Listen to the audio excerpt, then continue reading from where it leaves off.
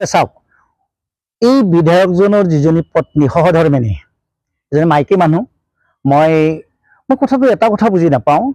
তেওঁ ধৰ আমাৰ কথাৰ যে কুলি চৰাই বোলে বছৰত এবাৰ হ'লেও ওলায়, তাইতো 5 বছৰৰ মূৰত ওলায়, এতিয়া কুলিও নহয়।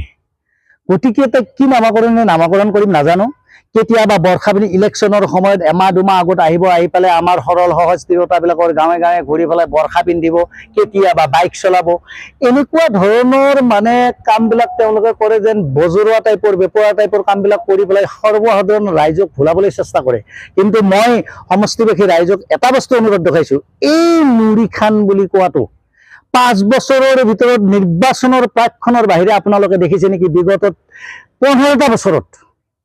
গতিকে আকৌ এইবাৰ নিৰ্বাচনৰ আগে আগে আহি পেলাই তেওঁ আমাৰ গাঁৱে গাঁৱে এতিয়া যিবিলাক জাগাত তেওঁ আগতে যোৱা নাই, বিশেষকৈ সন্তুলিখন আমাৰ পূৰ্বৰ সমষ্টিত অন্তৰ্ভুক্ত নাছিল, এতিয়া নতুনকৈ আমাৰ সমষ্টি পুনৰ্গঠনত যেতিয়া সন্তুলিখন ইয়াত অন্তৰ্ভুক্ত হ'ল বকৰ পৰা আহি, গতিকে এতিয়া তাত গৈ তেওঁলোকে এই 15টা বছৰে আমাক যিটো ধৰণে ঠগিলে, এই ঠগনিটো আমাৰ ইয়াত কৰিব বেছি নোৱাৰি। এতিয়া সন্তুলিৰ বিভিন্ন এৰিয়াত ঘূৰি পেলাই সৰল সহজ মাইকীবিলাকৰ মাজত সোমাই গৈছে, মহিলাসকলৰ মাজত গৈ পেলাই তেওঁ বিভিন্ন ধৰণৰ কথা ক'ব আৰু 5 বছৰ দেখা নাপায়, নেক্সট আকৌ 5 বছৰ আহিব।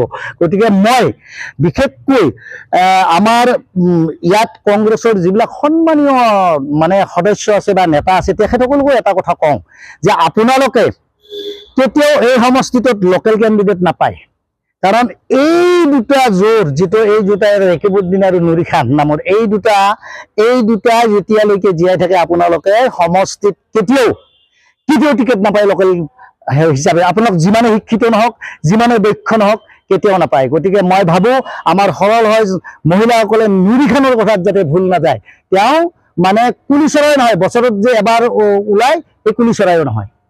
আপোনালোকক মই আপোনালোকৰ চেনেল এটা ক'ব বিচাৰোঁ যে আমাৰ সন্তুলিবাসীলৈকে তেখেতসকল যথেষ্ট শিক্ষিত, অসমৰ ভিতৰতে শিক্ষিত মানুহৰ তাত হেৰি আছে।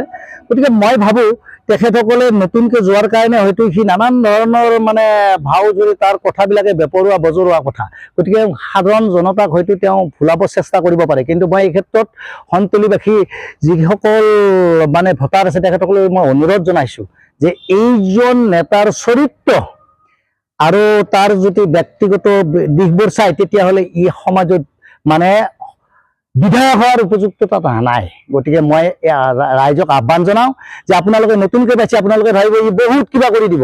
গতিকে ইয়াৰ দৰে লম্পট এজনক আপোনালোকে এইবোৰ কথাত ভুল নগৈ তাক উচিত প্ৰত্যুত্তৰ দিবৰ বাবে আপোনালোক সাজু থাকক।